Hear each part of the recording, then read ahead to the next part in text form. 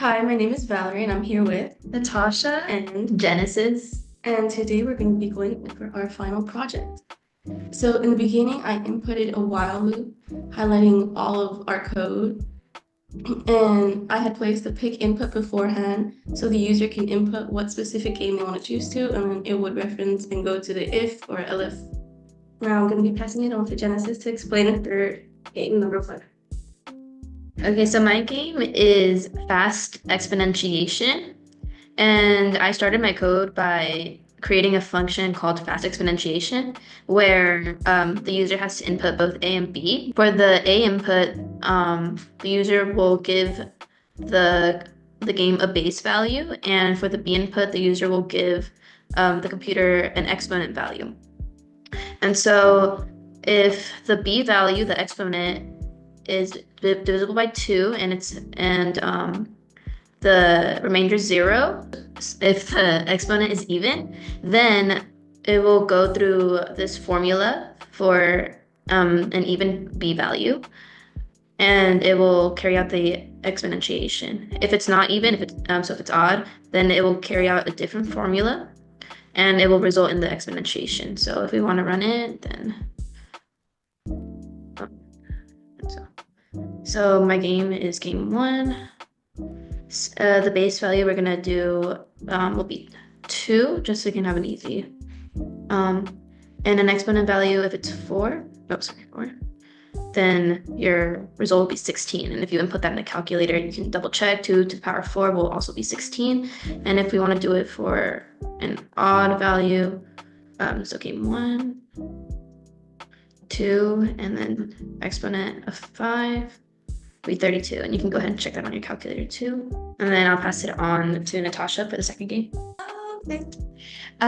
So my game is the distance between two cities in one county. So for my county, I chose Los Angeles County just because that's where I'm from. So I knew the most places off the top of my head.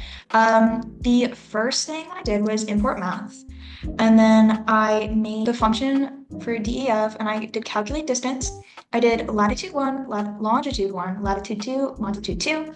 I did the radius of the Earth in kilometers, which is about 6,371. And I made a map so that the code understood what exactly it was looking for. So dlat is defined as latitude final minus latitude initial, and then dlongitude is longitude final minus longitude initial. And then we run it through a trig function that calculates the longitude and divides it by 2 because there's 2 functions in each dlat and dlongitude. And we run it through this because that way we can understand that we're doing a geometric equation of the radius of the Earth.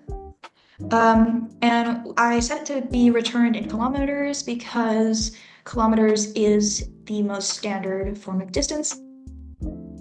Next, I defined LA coordinates. I used Google Maps for this. I got the general coordinates for Los Angeles, Santa Monica, Hollywood, Beverly Hills, and more. I made sure that the loop could return the answer even if you typed it in uppercase, lowercase, whatever it may be. This if function, it asks you when you run it to give a name of a city, and then it'll ask for another city, and then in the loop, it will go back to the def loop of LA coords. It'll find the coordinate you're talking about, and it'll compare the two. So if the coordinates are in the list, then it will calculate the distance between latitude 1, longitude 1, and latitude 2, longitude 2. And then it will print the print statement, which is the approximate distance between. If not, then it will cause an error. So the way to run it is you just do, so my game is number 2. So let's just say Hollywood is your choice, and the second one is Malibu. Then you can see that it comes out as 30.04 kilometers, which is the approximate distance between the two. And then if you were to say, like, if we were to run it again from Long Beach to Los Angeles, because I don't have Long Beach in the system, it'll tell you that it's not in the list and to try again with a different choice. And then for game 3, which I also created, it's going to be counting the words on a string. The first part of this function is the simple counting of words on a string. I imported a string here.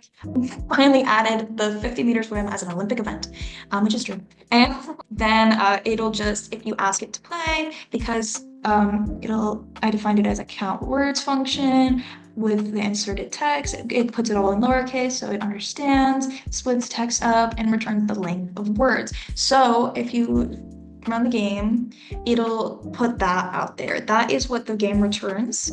If you want to count the words on a string in an imported document, you actually have to go in the code, not the output. For example, I imported a file here using the key of user's username, downloads, and the file name. This is the file that I have, for example, just a simple 5-word file. This string has 5 words. And then I ran that through the defined count words in file, and it opens file and reads it as lowercase, words or characters are split, and then it returns the length of words, how many are in there once they're split. If the file is not found, you didn't import it correctly, and you need to try again, it'll tell you if there's an error. Oh, and if you did import it correctly, then it'll come back as total word count, and if that is true and that is fine, it'll break and you have ended the loop. So to just run this, you can see that it puts in the output total word count of 5, and that is for the file. That is a separate output than part A of the question. Part A of the question is just counting the words in a regular string, and part B is counting the words in a file that was imported. Now I'm going to hand this over so that you can learn more about Valerie's tax calculator. Hi, I'm back. So I had tax calculator as well as check if palindrome. And then for the first one, the tax calculator, I made a dictionary and I inputted all the states of the United States of America as well as their sales tax. Then following, I had created the cost pick input so they can basically input whatever the cost of the item is that they want to check it. And then following, I turned the cost pick into a float to get the decimal points following instead of just an integer. Then I created a while true or a while loop for the following codes. And then I did this so when running, you're able to restate the state if you input the wrong state or you mess up the uppercase or lowercase. And then in the following, this is where you're able to actually input the state that you want to check. And I did another if in case like it keeps running, you can just say stop and then it will stop the run. This tax, it basically gets it from the dictionary. So the state pick, whatever you pick, gets it from the dictionary, and then it basically gets the key and then gets its output. And if it's wrong or if it's none, then it would say error, please try again. And else, like if it's typed correctly, it would go through the process of actually calculating the taxes. So it would be the tax added, which is the cost or the cost that you inputted that would be turned into a float, times the tax, which would be the number from the key, divided by 100. And then that would be the amount of tax that was added.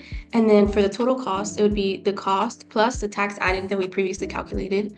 And then I basically did the final total, which since when calculating, it would be like a longer decimal, I rounded it to 2 decimal places. And then I added the 2 print statements to print the total tax and then the total cost after taxes.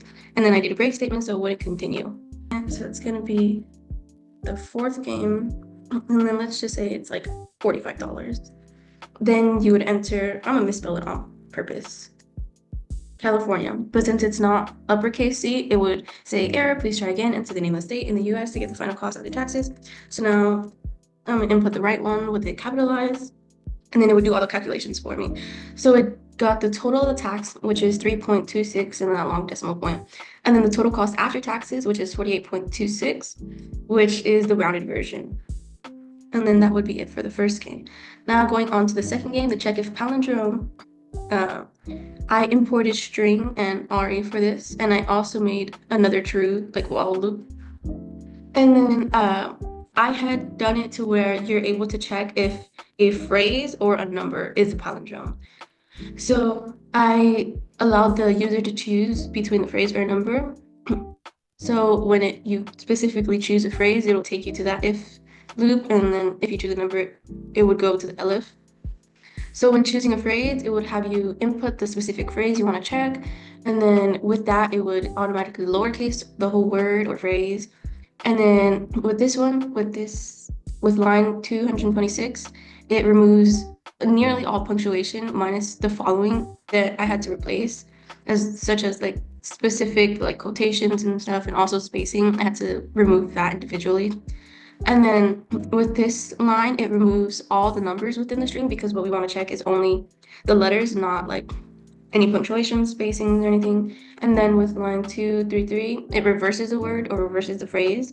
And it's saying in the following that if the number remover, which is what would be after stripping everything basically except the lettering, if that equals to the reversed word, then it is a palindrome because it would be the same forward and backwards. The number remover would be it showing regularly, and the reverse would be backwards, obviously. And then the else, if it doesn't show that it equals to, then it states that the word is not a palindrome. And then I broke out of the loop so I won't keep going.